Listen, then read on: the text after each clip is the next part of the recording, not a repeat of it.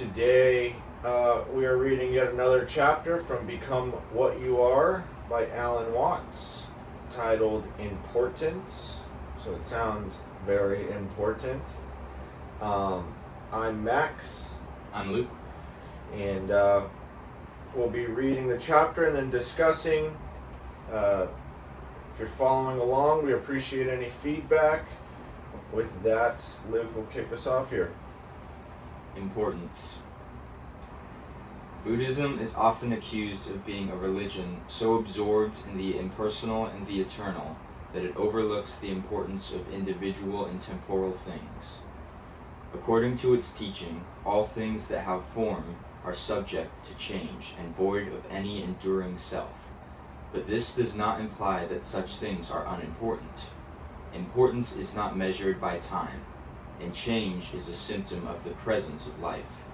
A Japanese poem says, "The morning glory blooms for an hour, yet it differs not at heart from the giant pine which lives 1,000 years."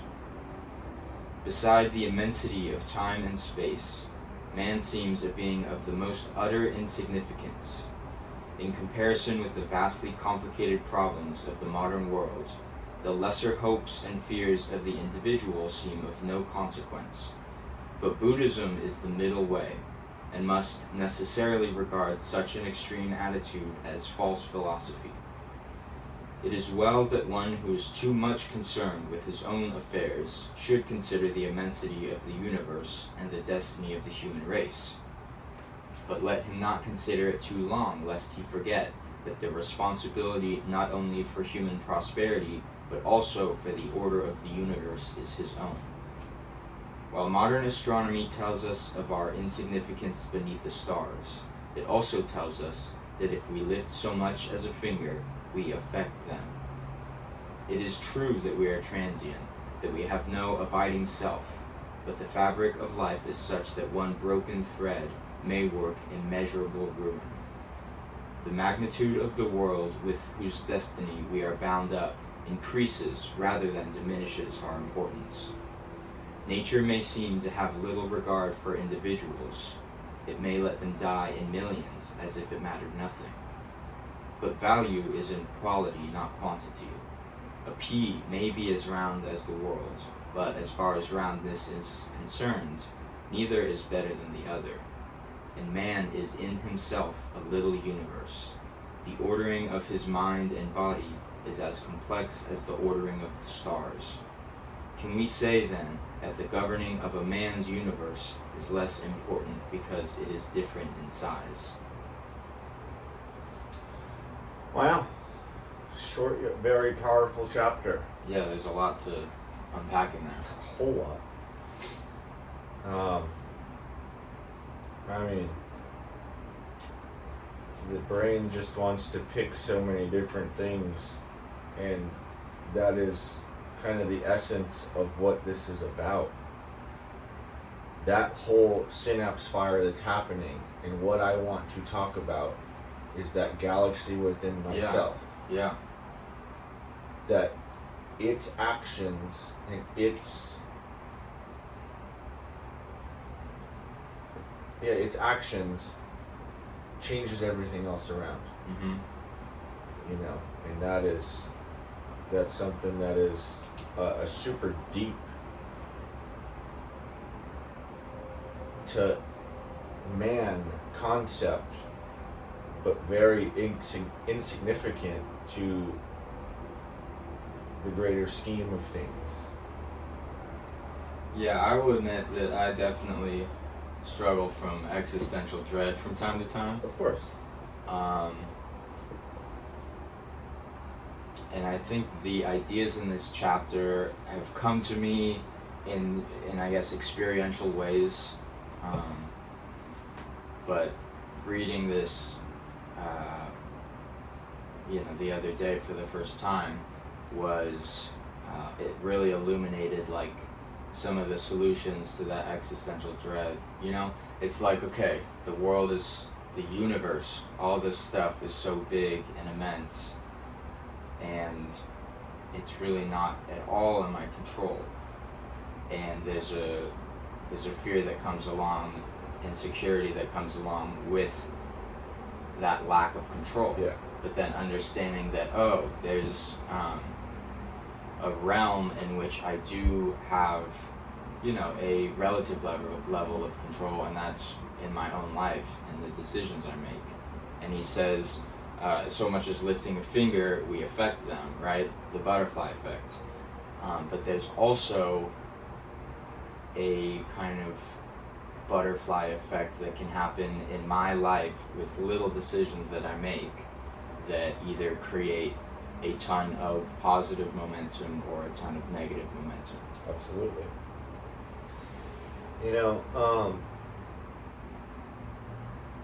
This philosophy, this ideal of a way to live your life is something that a lot of people claim, yet not very many truly practice.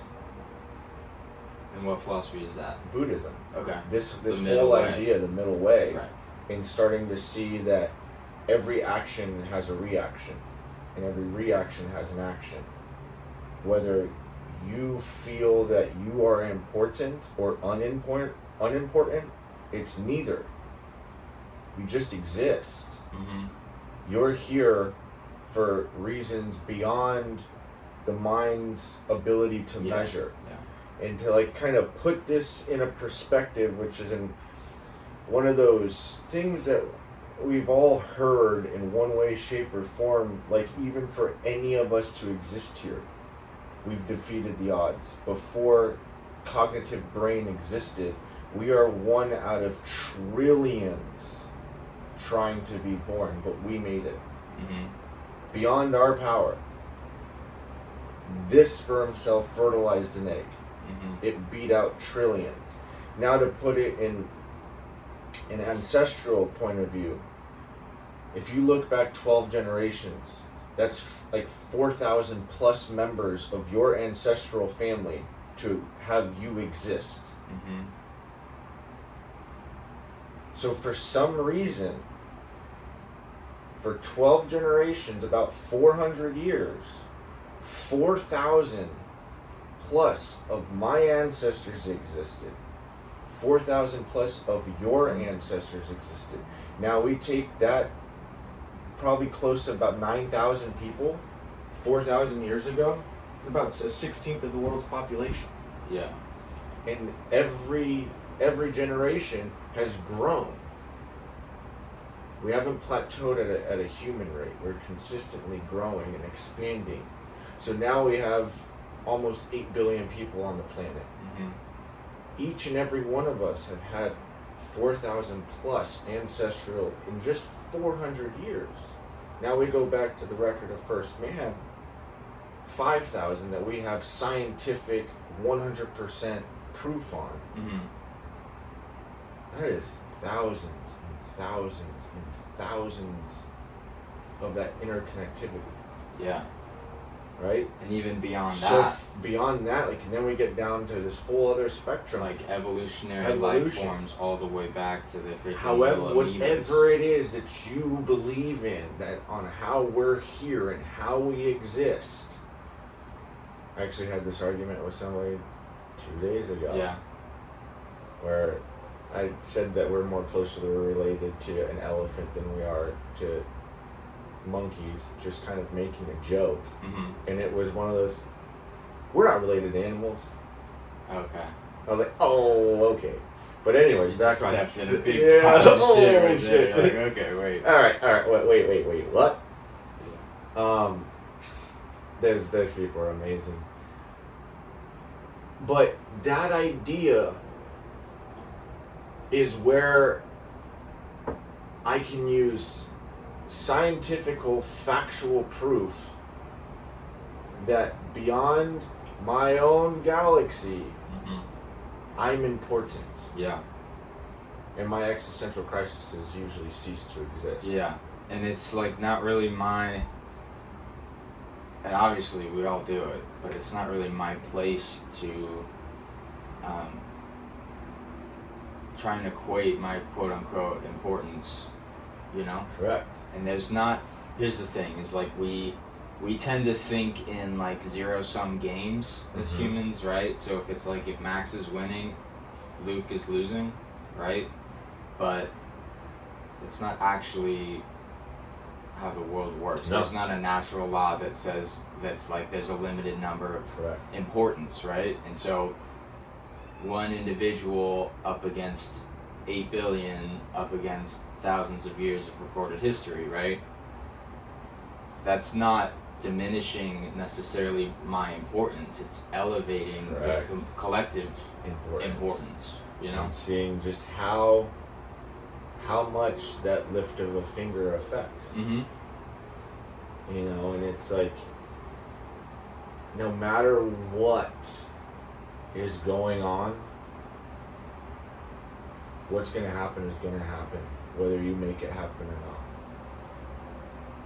It doesn't mean don't put in extra effort or don't persevere through hard times to give up completely, but in the same breath, give up completely. Mm-hmm. That's the middle way. And stay open to like, okay, Everything. just because I don't comprehend my importance, I don't feel necessarily, it's like that exists and that's real, and I just can't see it.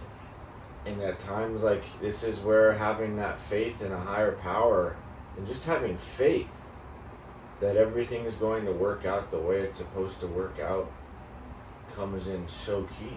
Mm-hmm.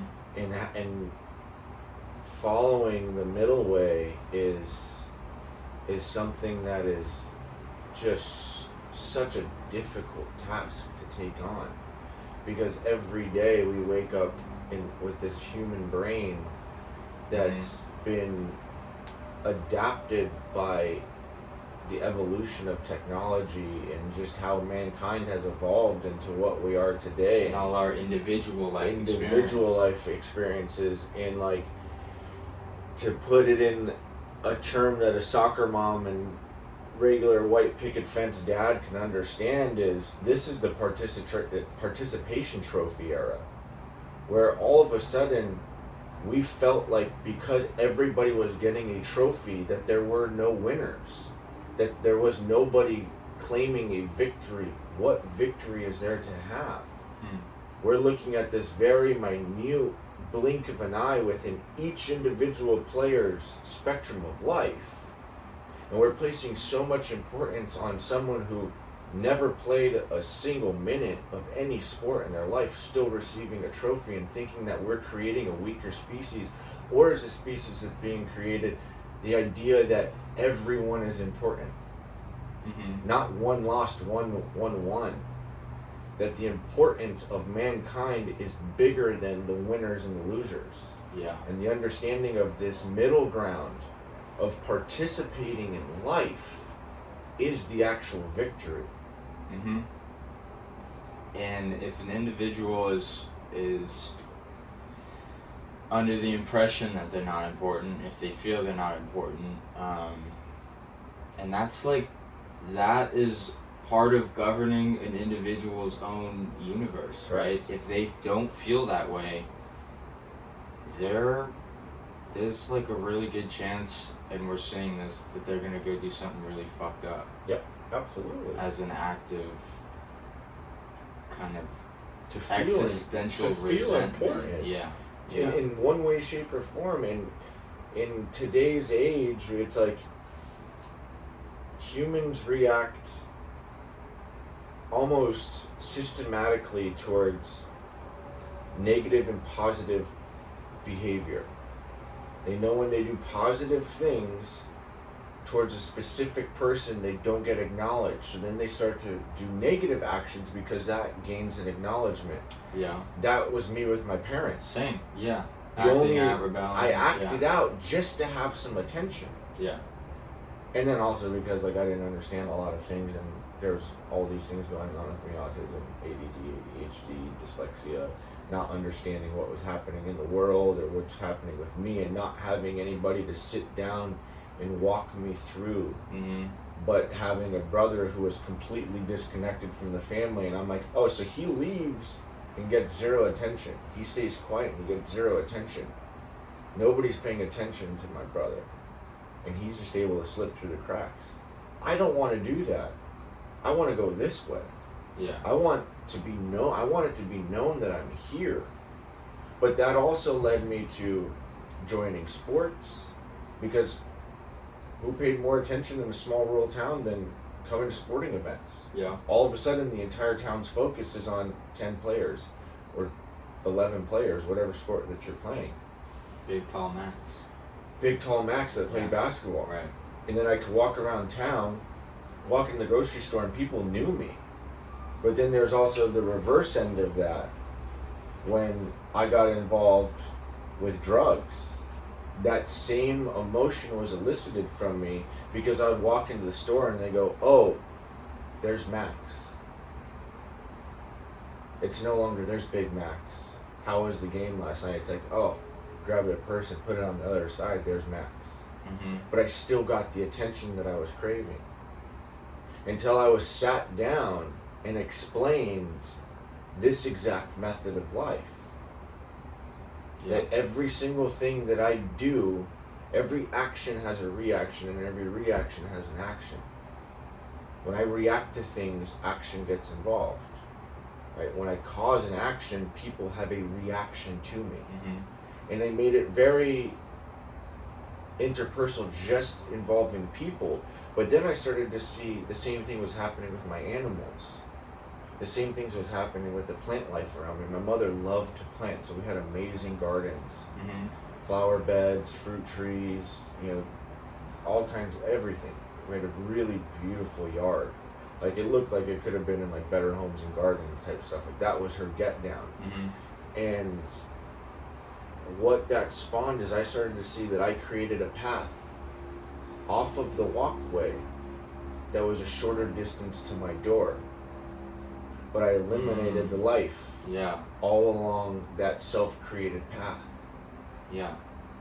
And I would get yelled at every day as a kid, hey, don't walk through there. And like, I would jump from rock to rock to rock, and I'd do everything I could not to step on the flowers. But me pressing down on that soil and changing the chemical velocity of that created a path.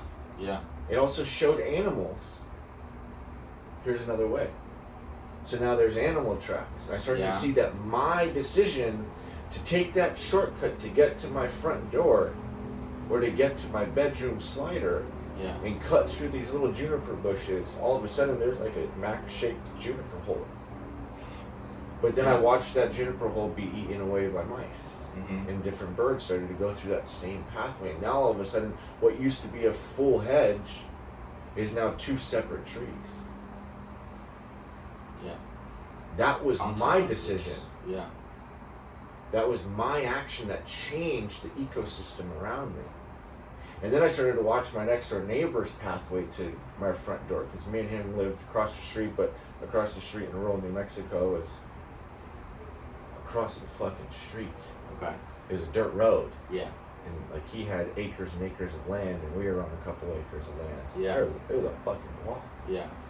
Now all of a sudden there's a fucking walking path straight to my house. But I had a separate path that I would take to get to his house. These are all the little decisions that we thought were cool because we found new ways to get to each other's house, and it gave us a sense of accomplishment as humans.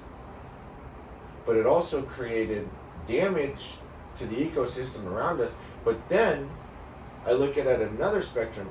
I showed animals a new pathway to take, which then became a highway for them. And we'd see them go back and forth, and actually drew animals closer to us. And started to see that me lifting my finger as a child, years and years later, created this entire change of the landscape around me. And it wasn't like I was out there digging holes and moving trees around and doing anything. It was just living, just existing, created that difference. Yeah. And it wasn't until I was aware of those motions that it made me more conscious about what I was doing in public, and how my actions walking through the supermarket, in having being on the spectrum, being in supermarkets was like walking into fucking Disneyland for me. Yeah. There's so much going on, then I would cause fucking mayhem up and down the aisles. But then I started to think, if I do that, is someone else going to do that? Is someone else going to think that it's okay? Or am I going to show somebody else who's also like me that this is a way to get through this store and successfully still accomplish your goal? And then I started to see, once I put that attention on it, it made it easier for me to be in the store. It made it easier for the people in the store to have me in the store. Because that was also a thing, like, certain clerks would look at me and be like, fuck. It's either going to go great and it's going to be hilarious, or this is going to be a shit show. And I just started to notice all of these things. So I started taking it from, you know, next stage in life, and starting to allow that idea to grow, that I just need to do what I'm supposed to do. And at times that's nothing, and at times that's everything. But having that understanding of the little tiny decisions that I make have that ripple effect that go beyond what I can physically see. I think, you know, a way that, so there's this Rumi quote, right? And it's yesterday I was clever, so I tried to change the world, something. Today I'm wise, so I'm changing myself. And it's like this thing where the understanding of our importance comes in a lot of ways from, you know, learning about the magnitude of the world around us and seeing some of the ways that humankind can be really, like, cruel or ignorant or, you know, all of the above, right?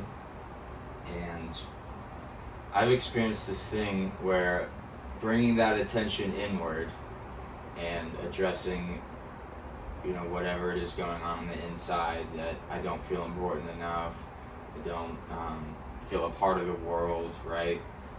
And trying to address that stuff and kind of restore order to my individual universe, it changes the way the outside world looks. I've earned a lot of compassion for people that don't do things the way that I do them, the way that I want them to do them, that kind of stuff. You know, the existential dread, whether it's, you know, the world ending, whatever, climate change, nuclear war, all this stuff, right? It's like, okay, that's gonna happen anyways. No matter what. Every human on this earth is gonna die. Correct. And myself included, Yeah. obviously. Yeah. And getting to the point of, like, accepting that, and it's like, some days you accept it more than others, right? But internalizing that idea and being like, okay, some of these, like, big, huge geopolitical, like, cosmic level things that I have no control over are like, I can coexist with them and allow my universe to be in harmony with the chaos in the outside universe. Yeah, absolutely. Yeah. So I think it's talking about the middle way, and I kind of have this question. So there's not really an instruction book about what exactly the middle way means. Where it comes from is kind of the Buddha's experience of, like, trying out extremes, like we were talking about last week, asceticism, this kind of stuff, religiosity, and finding the middle way between these two extremes.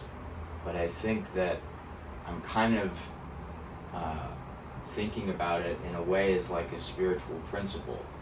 So we talk about spiritual principles, honesty, open-mindedness, forgiveness, love, you know, surrender, these kind of things. And I think that the middle way kind of fits in with them. It's this Absolutely. principle It encompasses that, all of them. yeah. That's the whole idea. It's this principle that like can in some ways be I guess paradoxical if you look at it in different situations, because it's like in this situation, by following a spiritual principle, I do this one thing, and in another situation, following that same spiritual principle, I do a completely different thing. So, absolutely, the middle way is explained in so many different ways, and the way that I have best wrapped my head around it is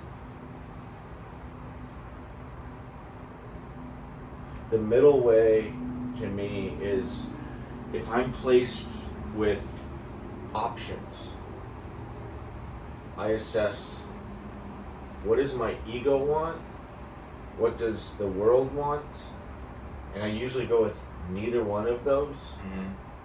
What does God want? I let go. Yeah. I don't choose the options that are in front of me. I allow the option to come to me. Yeah. In that, it's essentially do nothing and everything will happen. There's a very funny yet very viable reference to this is in the movie Forgetting Sarah Marshall, where Paul Rudd is teaching Jason Segel how to surf, and Jason Segel's popping up on the surfboard. Mm-hmm. It's like, you're doing too much, and like it doesn't look like he's doing all that much. So it goes to the next scene, and it's him like a little bit slower popping up. You're doing too much. Do less. Even slower. You're doing too much. Do less. And he just lays there. He's like, all right, you're not doing enough. Right? Yeah. That whole idea of it's here. I cannot appear to be doing a whole lot physically, but mentally, I'm doing fucking cartwheels up there. I'm overthinking it. Mm-hmm. I can appear to be outwardly cohesive with my environment, but if I'm in my head spinning wheels and all the shit that's going on, I'm doing too much. Now if I sit there and I physically do nothing, I mentally do nothing, emotionally do nothing, and just kind of feed myself and exist, I'm not doing enough. Yeah. The middle ground is, God, what do you want from me? Yeah. How do I handle this situation, God? Guide me through this. Being an instrument of service. Correct. Right? The correct path is very often revealed. For me, it's every yeah. time it's revealed. Yeah, it's not like I came up with this idea, No. someone told me this thing. It's like, oh. Our trip to Zion was that. Yeah. We tried to plan to Yosemite. Yep. And then it was just like, I can't make it to Yosemite. Yeah. We drove a further distance, and the original reason on why we weren't going to Yosemite was because of driving. Yeah, gas prices, yeah. Literally. Gas prices, and I don't think my car would have made it at that point in time. So we took your car. Yep. We went further away. Yeah. Yeah. But that was the path that revealed itself. Mm-hmm. We were sitting outside of a meeting, and I was like, it'd be kind of cool to turn 33 in Jesus land with the Mormons. Yep. And you're like, fuck it, let's go to Zion. That's it. Yeah. And that was like where we were supposed to be. Absolutely. I had an extremely powerful spiritual experience there. Absolutely. You had, I don't know that it was the same, but it was like gravity really, was really awesome. You know? That's my phone wallpaper. One of them, I remind myself of that trip. Yeah. And that's exactly a perfect example. Yeah, that was it. You Yeah. know what I mean? And that's where we both let go of the destination revealed itself. Yeah. And then we were able to, I mean, who knows, but the results of us kind of getting out of the way and you know, because like these obstacles, and I'm using that word for a very specific reason, because there's a deity that places or removes these obstacles. Paying attention to where these obstacles are around us allow us to go with the river of life and end up where we're meant to be. In that, no matter how many times that we think that our decisions are making us end up where we are, in the end we always find out that we had nothing to do with it. All of the really big decisions and changes that happen in life, a lot of the times we don't really have control over that stuff, you know? No. We can try. Yeah. All we want. We can think that we're in control. Yeah. But at the end of the day, when we look back at it and like we outline our lives, it's like, I don't even know how the fuck I ended up here. Yeah. So I got clean when I was 18. I've been clean since I was 18. And I read a person who also got clean when they were really young say that they were grateful for the gift of taking recovery seriously. And you and I have seen lots of real young people come in to recovery in whatever form, whether it's treatment or whatnot, and it doesn't stick. They don't take it seriously. This isn't for me. And like getting clean has been like the most life-changing decision I've made in my life so far. It might continue to be that for the rest of my life.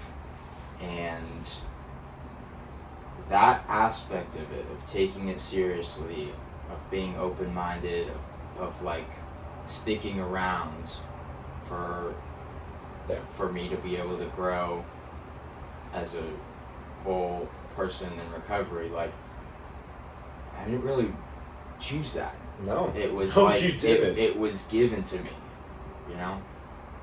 No, you didn't. I've been there for every step of the way. Yeah. In Luke's recovery. So I know this very well, what he is talking about. And it's, I attempted to get clean at a young age like that, and it just didn't stick. And for periods of time, I took recovery very seriously until I didn't. Mm-hmm. And it fell to the wayside, and then recovery wasn't on the forefront. But in my story, I wouldn't have it any other way. Yeah. I wouldn't experience the things that I've experienced. Like, I've experienced death Mm-hmm. due to a lack of recovery. Yeah. And I may never have had those types of awakenings that I had in those moments. So like our stories are insane, but like kind of there's a stand-up bit that also goes along with this, and it's like, you're not the man on fire. You're not Denzel in this movie. You're the fucking accountant that comes in to tell Denzel, hey, you need to fill out these forms, and Denzel looks at you and he's like, back off, motherfucker. You're like, oh, okay, and you like push up your glasses and fucking fumble your papers all around. You go back to your desk and live your life. Yeah. You're not Denzel. You're not the main character. Yeah. You exist on the same plane as every single person. This is not a movie. This isn't fucking Hollywood. Your life on the internet isn't your life in real life. Yeah. Your life, how you depict it to others, is not your real life. Your real life is happening right now and only right now. And that's what, I mean, so far every aspect of what we've read in these 4 chapters has been that, at like the basic rawness of the chapter is the ability to exist here in this moment, nowhere else. So, I want to talk about humility for a second. Before I really knew a whole lot about humility, learned to practice humility, there was always this idea of like, there was very religious connotation, and it was like humbling myself, or not myself at the time because I was not humble, but humbling themselves before God and like being very self-effacing, right? And I've learned that, and this is kind of how I continue to define humility, is it's like having a balanced understanding of my own importance, right? And I would bounce between the two extremes on either side of that, and it would be like, oh, like I am the man on fire, this movie is about me, get the fuck out of my way, accountant. Yeah. Yeah. Or to being just, you know, really, really torturous to myself and, you know, physically, emotionally, spiritually damaging myself and, you know, feeling lost and not really caring a whole lot about it. And I've learned that like humility is the middle way between those two things. Absolutely. Right? Of being like, okay, like my actions do affect the outside world. Absolutely. And I am important. And then also, but I am unimportant. I am just a part of this very, very big, complex, you know, whole. And at the same time, none of those things, like you said, it's this whole separate aspect of it. Mm-hmm. And that's really helped me with some of like the emotional issues I've had, you know? If I look at, if I'm going through something one day and it's like the biggest deal in the world, like you don't even understand, I was late to this thing and they fucking like cut me off and they like didn't go and the light turned green or whatever, and I look back a week later and I like completely forgot that happened. And the way that I'm reminded of this is sometimes is like journaling. Yeah. And then I write something and sometime later I look back and I'm like, oh, that was the biggest deal in the world, and I was very much not being humble and not being realistic about the like completely inconsequential problems in my life. And then looking back at some of those things has allowed me to like carry that perspective through my life today. It's like, okay, what I was going through today, like it's not gonna matter in a week. And so maybe it doesn't need to matter that much today. This is the thing, it is gonna matter and it's not gonna matter all at the same time. Yeah. Because that action molded the person you are today, but it also unmolded some shit that already existed or that could potentially continue to exist. Mm-hmm. Right? And it's like using your tools, using journaling, using meditation, using self-reflection. If you're in recovery, going to a meeting and sharing about what the fuck's going on with you, and finding a solution, reaching out to others, being of service. All of these selfless acts that we do with no expectation of it ever being reciprocated. Yeah, it gets us out of that mindset that I'm the man on fire, like. Correct. And it's like, oh, okay, well, these little things, you know, just the little whatever silly problems I had in my life don't actually have to matter.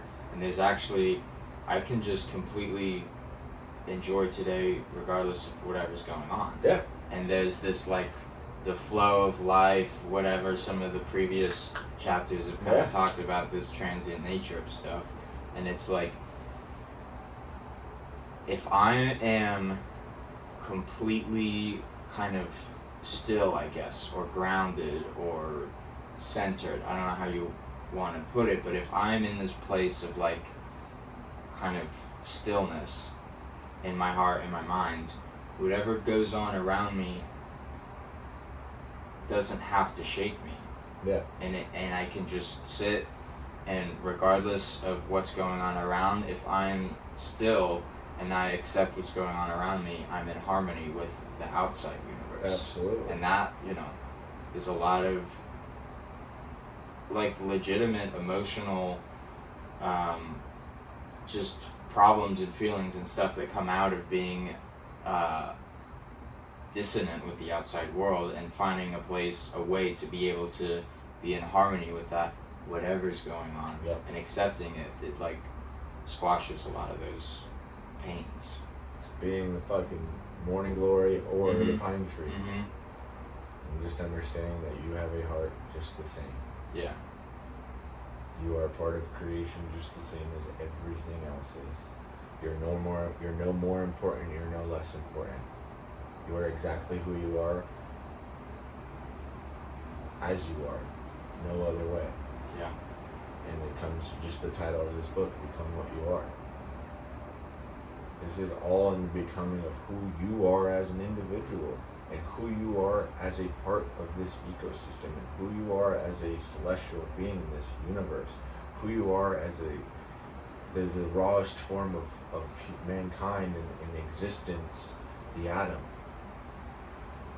We all exist at a very small molecular level on the same ground. Mm-hmm. And you could take it to that micro level, or we all exist within the macro, as just things floating on this thing in this place of existence, of time. You remove time and none of this matters. You take away that concept, none of this matters. You have no age, you have no idea what time of the day or anything. Sun comes up, sun goes down. Moon comes up, moon comes down. That's what our day would revolve around. You know, it's just, there's all these different ways to bring us back into a point of finding a comfortable place and just existing in it. Mm-hmm. That comfortable place where whether you acknowledge it to be or you don't acknowledge it to be is the middle way. Yeah. You know? And we usually find it. If you live long enough, like, you find your place. Yeah. Sometimes it takes you your entire life, but in those last waking moments, you found it. Yeah. Because you're finally at, okay, I'm ready. Yeah. Whatever happens is going to happen. And if that means I'm still alive in the next hour, if that means that I'm dead in the next hour or minute, whatever, Mm-hmm. we find that place. And our goal, and my goal specifically, is to help others find that before that moment on their deathbed. Right. So there's this parallel. I want to tie it back to some of the other things we've read so far in this book.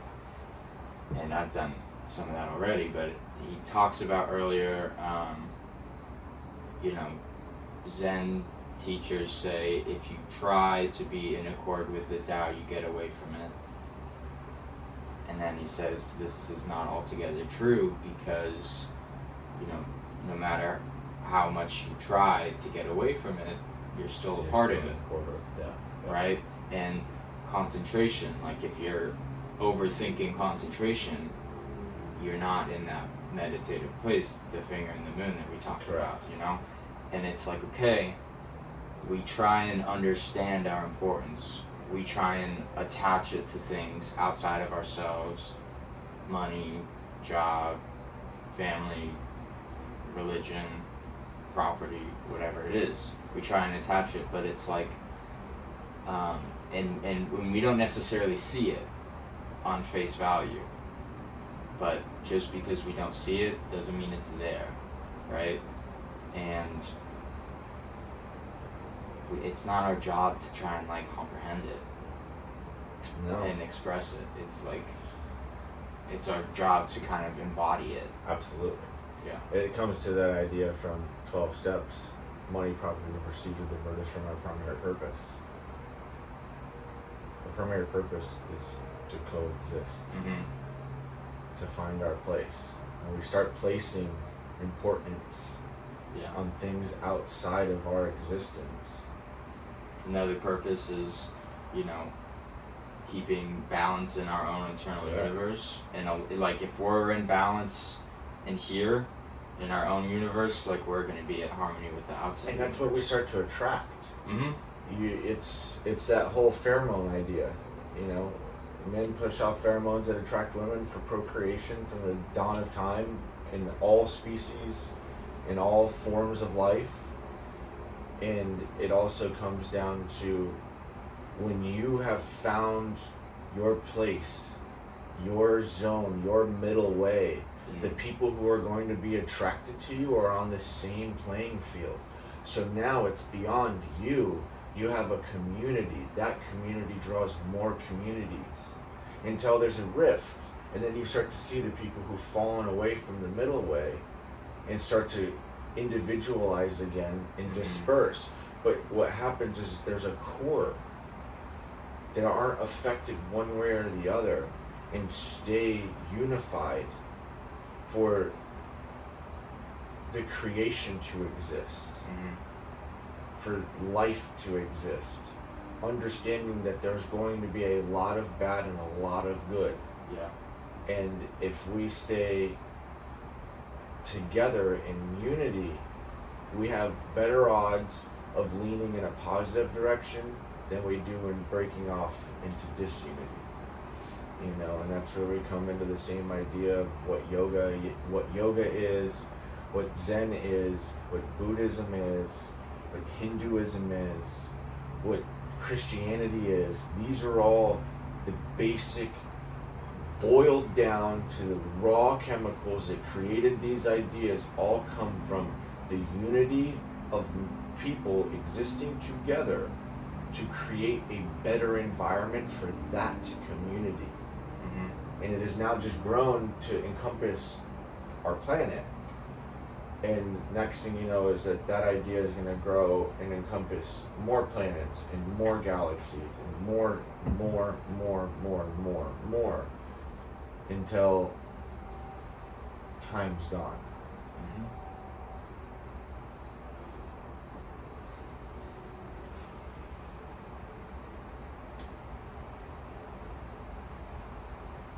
We are beings having a human experience. That is very true. That we are. And we'll just continue to have this human experience until the human experience isn't around anymore, and then whatever experience comes next, we'll have that. Yeah. And I'm alright with that. Yeah. You either are alright with that or you're not alright with that. Either way, it's gonna happen. It's gonna happen. So, thank you for listening. Yeah, we much appreciated, you guys. Don't forget to like, follow, subscribe, drop your comments, follow along with us, interact with us, posting new episodes weekly. Here at the You Are What You Read podcast, let's find out what you are. Yeah.